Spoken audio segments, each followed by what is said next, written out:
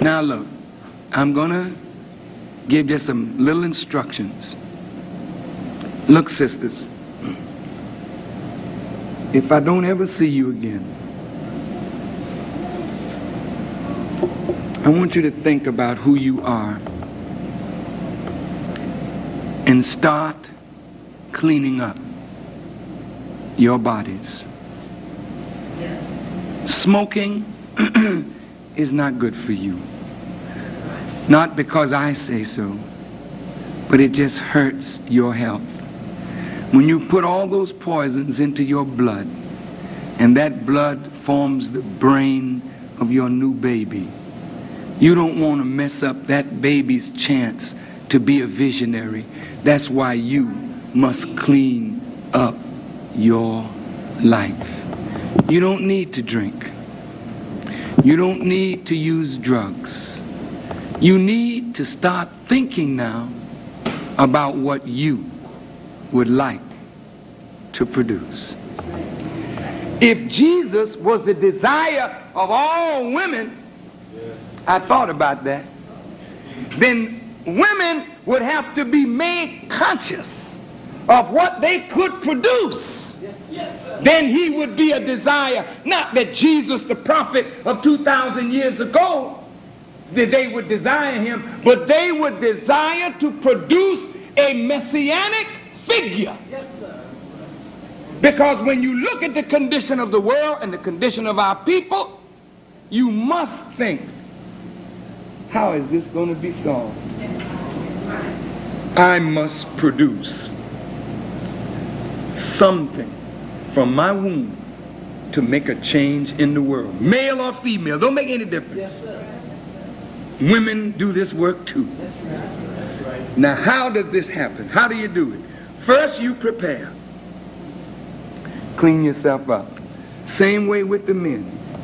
You must clean yourself up, brother, because the sperm that you have, which represents the future of your life, that's a sacred thing, but you're poisoning it every time you drop alcohol, cigarette, dope into yourself. It's reflected in your sperm. If you take dope, they can take a sample of your urine, they see it in the urine. Well, if it's in the urinary tract, it gets into the blood. If it gets into the blood, it's into the sperm.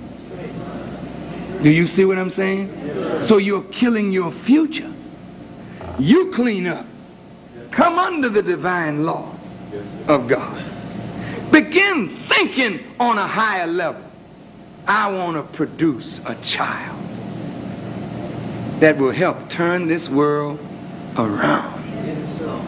It's the womb of the woman that's going to produce it. Now, since you got the good news tonight, an angel of the Lord has appeared unto you, Mary. And I ain't calling myself no angel. I don't get spooked out. I'm just your brother, a real live flesh human being. But an angel is only one who bears a message. And the angel of the Lord is giving you good news that God is going to give you a pure boy. And you will say, how can I do that?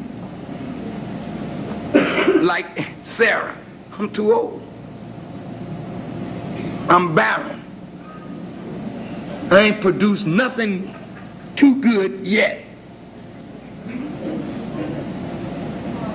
How am I going to produce a pure boy?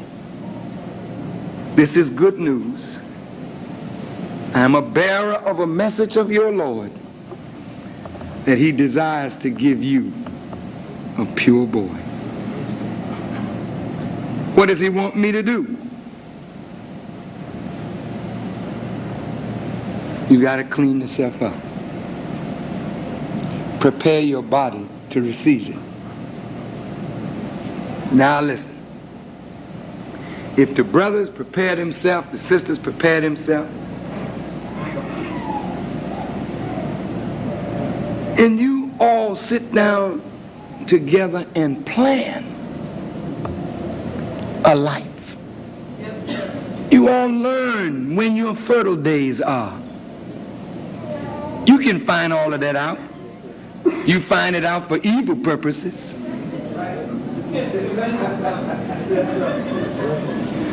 Why not find it out for a good purpose? Take some time, though. Don't get pregnant right away. Take some time and get this body cleaned up. Get the mind in better shape.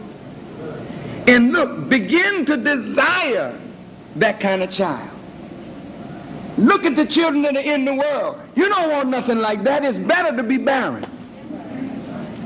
But you make up in your mind, I want to produce a child that will help alleviate this condition of sickness and disease and ignorance and death. Don't you want to do that? Yes, sir. Remember what I said Sunday? That you are a co-operator with God? You, sister. That's what makes you so important. You are a co-creator. And what you do as you act upon the child, the life that has come into you, is central to what you produce. Now listen to this. Y'all all right? Yes, sir. Yes, sir. God. Thank you, In the Bible it says God is love. The very creative force behind all that you see is love. You are possessed with the power to love.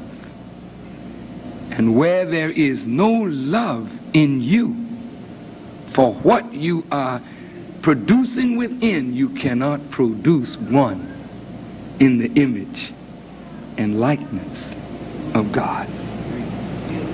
So it behooves a man, see, to work the field. Now wait, let me explain myself. It behooves a man. The field here is the woman's mind. You cultivate her ability, natural ability to love. You don't plant no seed before you do that. That's why the worst thing you can do is try to find your way to the secret parts of the woman before you find a way to cultivate her natural love for you. That's why sex is not first, it is last. It is the culmination of a love developing, and it's not a base expression, it is the highest expression of two people who genuinely love one another. Yes. Now look. Let's bear with me a couple more minutes.